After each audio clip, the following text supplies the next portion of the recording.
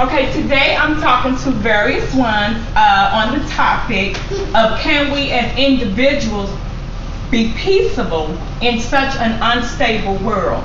Now the concept of being peaceful is not a new idea, but when you look at things realistically, envy, prejudice, strife, political unrest, breakdown in the family structure, quarreling with your neighbors, with your co-workers, parents against children, children against parents, that is a complete war zone. So realistically, when you look at the situation, is can I be a peaceable person? The answer could actually be a direct no. Because you look at all the issues involved in not being peaceable. But what I want today, I want everybody to kind of shift their attitudes for a minute and ask yourself, is it really reasonable to be peaceful? Should I care? Would it benefit anybody? But what's interesting, dealing with being peaceable can be a stress factor. One of the vital organs of our body is the heart. Stress, within 2 hours of a disagreement, your body is in a 2-hour mode for a massive heart attack. So when you look at it as far as health, it's peaceable. It's reasonable to put that together and figure out a strategy in order to be peaceable. One of the things that I have learned is that violent behavior, that's a learned skill. So then that means peaceable behavior can also be learned. One of the things that I found interesting, it was taken from an Awake journal dated July 2012, and it gave about 5 different reasons that we could be peaceful, because the first thing you may think, well now, that doesn't sound realistic, being peaceful in such an unstable and violent world. But if you really stop and think about it, it has to do with attitude. The attitude is formed from birth, and it progresses from 5 to adults. So then that shows then that violence and being peaceable is learned. That particular article, Journal The Awake, it stated that one of the reasons people are not peaceable is because there is no self-control. And that's one of the reasons people don't see a reason to be reasonable. But did you know with self-control, you're able to guide all your emotions and your thoughts. That takes energy. And one of the things that was interesting, you might say, well, this person did this or that. Well, self-control is not a weakness, it shows an inner strength. And what it does is that when somebody says something in word or action against you, you don't retaliate. You end up walking away. So if you really take into consideration the fact that you're in a mode for a massive heart attack within 2 hours, or that because of being unreasonable in a situation, the peace can be disturbed, many people have lost their life because they don't know how to be peaceable. So it's a benefit in learning how to be peaceable. Now the other reason that it gave is, did you all know, is association. It says the violence of a man can destroy his fellow man. Have you ever noticed that it's certain people you can be with, or you allow your children to be with, and they come home and have these certain attitudes and they're not peaceable? Well, it has been determined that association plays a big role on being peaceable. So if it's a learned behavior, then it says, okay, you have the option to change your association, and whoever you associate with can play a big determining factor on if you're going to be peaceable.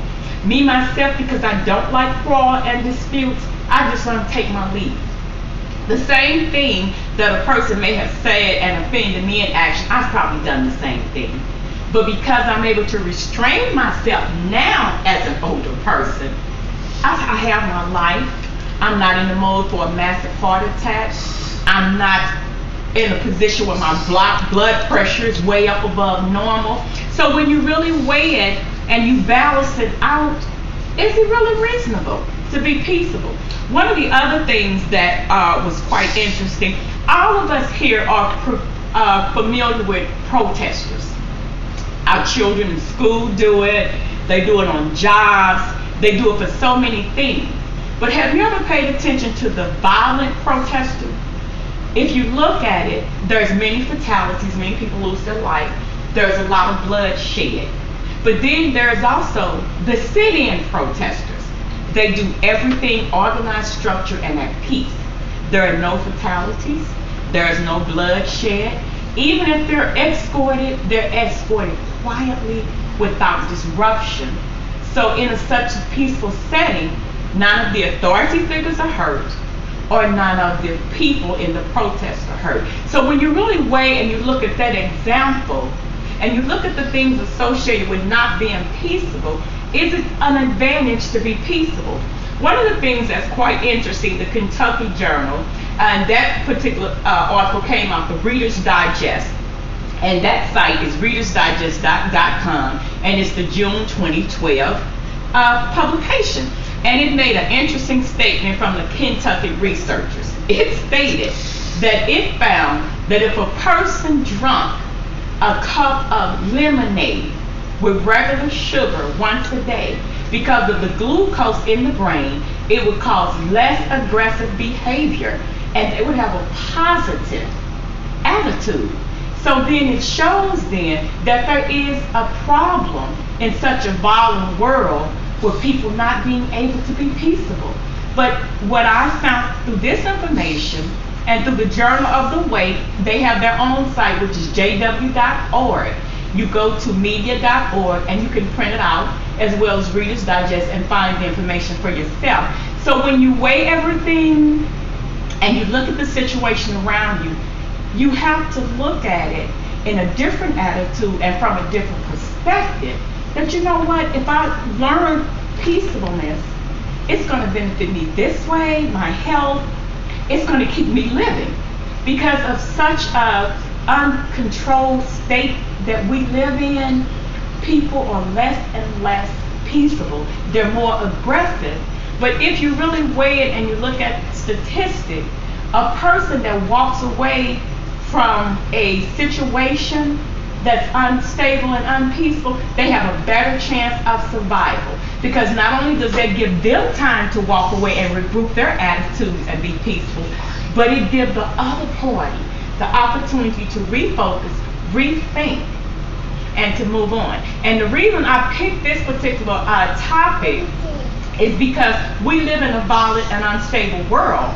And I want to persuade you all and cause you all to think and reason and see the benefits of being peaceful in an unstable world. So it brings us back to that point.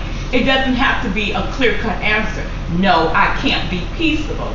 But it shows that in an unstable and a violent world, there are benefits to being peaceful. And it is a learned behavior. And if it's practiced, it'll benefit you physically as well as healthily.